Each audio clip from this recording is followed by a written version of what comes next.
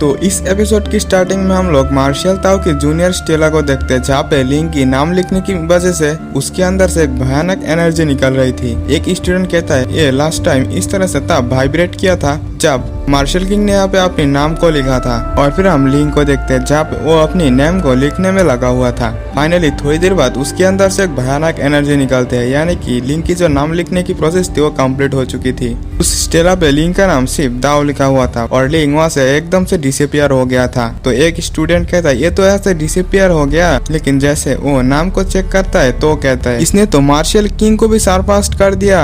इस तरह की एक्स्ट्रा ऑर्डिनरी टैलेंटेड पर्सन कहाँ से आया? और वहाँ पे जितने भी स्टूडेंट था वो सब लोग शॉक हो चुका था। और फिर हम लिंक को देखते जो कि स्टेला के पीछे से सभी सीन को देख रहा था। और फिर हम लिंक को देखते जो कि पीछे से निकाल रहा था ताकि उसे कोई पहचान ना पाए। वो कहता है मेरी स्टेला पे नाम लिखने की वजह से मेरी जो पावर है सोल रिदम की लेवल 7 पर पहुंच चुका है। और नाम लिखने की वजह से लिंक को एक रिवॉर्ड भी मिला था, लेकिन वो इसे यहाँ पे चेक करना नहीं चाहता। और फिर हम मार्शल किंग को देखते जहाँ पे उसकी एक सर्वेंट आते हुए कहते हैं किसी ने मार्शल ताओ की जूनियर स्टेला पे मार्शल किंग से भी ऊपर नाम लिख दिया है। तो मार्शल किंग की साइड में जो लड़की खड़ी थी वो कहती है ये तो इम्पॉसिबल है, ऐसा कौन कर सकता है? जुनमिंग उस सर्वेंट को पकड़ते हुए कहते हैं क्या आपने उस व्यक्ति को अच्छी तरह से देखा? तो सर्वेंट कहता है नहीं, बट उसने उस स्टोन के ऊपर अपना नाम दाओ लिखा था। जुनमिंग ये सुनते समझ चुका था कि ये दाओ लिंग है। तो मार्शल किंग कहता है मार्शल ताओ की जूनियर स्टेला ये खेलने की चीज से ज्यादा कुछ नहीं और हमें इसे इतना ज्यादा सीरियसली लेने की जरूरत नहीं है।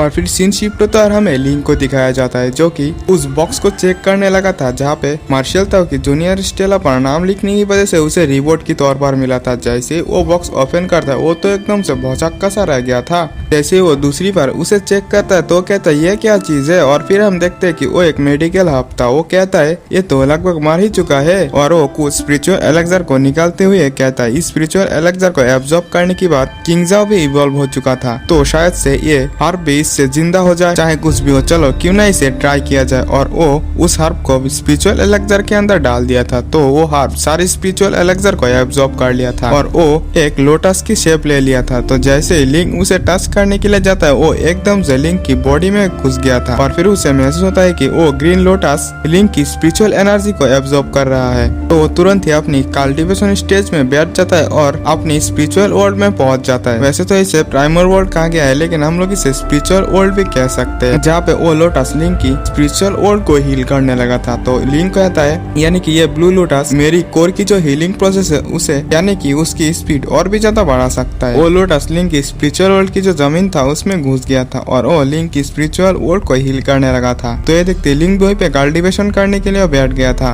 और फिर वो ब्लू लोटस आसपास की सभी स्पिरिचुअल एनर्जी को एब्जॉर्ब करने लगा था। इस प्रोसेस को करने के बाद फाइनली वहीं पे बारिश भी होने लगा था। जैसे ही वहाँ पे बारिश होता है तो लिंक की स्पिरिचुअल वर्ल्ड में जो क्रैक था वो भी हील होने लगा था। और फिर उसकी हेवन डिवोरिंग मेथड उसे कहता है तुम जैसे ही अपनी पावर को आगे बढ़ाते जाओगे ये ब्लू लोटस भी इवॉल्व होते जाएगा और इससे तुम्हारे स्पिरिचुअल वर्ल्ड भी धीरे धीरे ठीक होते रहेंगे। और फिर हम हॉल ऑफ स्टार की एंट्रेंस में देखते हैं जहाँ पे कई सारे स्टूडेंट आया हुआ था। वहाँ पे चू यूनियन और चेनहाई भी आया था। तो वहीं पे एंशियन गानोम की यंग मास्टर भी आ गया था और वो एलिफेंट यहाँ पे चेक करते हुए कहता है यहाँ पे तो वो पर्सन नहीं है जिसने आपके उस ट्रेजर्स को चोरी किया था। इससे वो एंशियन गानोम की यंग मास्टर पूरी तरह से चिढ़ गया था और फिर उनके ऊपर एक अटैक आता है जो कि इफेई ने किया था। इफेई कहता है एंशियन गानोम की यंग मास्टर यहाँ पे कौन सी गड़बड़ी करने के लिए आया है? तो एंशियन गानोम का यंग मास्टर गुस्सा होते हुए कहता है तुम इंसान कचरे का कचरा ही रहोगे और तुम अपने आप को मुझसे कंपेयर करने की कोशिश कर रहे हो। ये सुनते इफेई गुस्से में उसके ऊपर अटैक कर दिया था। दोनों ही एक दूसरे से फाइट करने लगा था। ये फाइट भी काफी ज्यादा अमेजिंग दिखाई दे रहा था और फिर दोनों ही एक दूसरे के ऊपर अपनी पावर से पावरफुल अटैक करता है। इस अटैक की कंप्लीट होने के बाद दोनों ही नीचे आ गया था और फिर हम कियाना और एक लड़की को देखते जिसका नाम भी लिंक था। दोनों ही यहाँ पे पहुंच चुका था। कियाना कहती है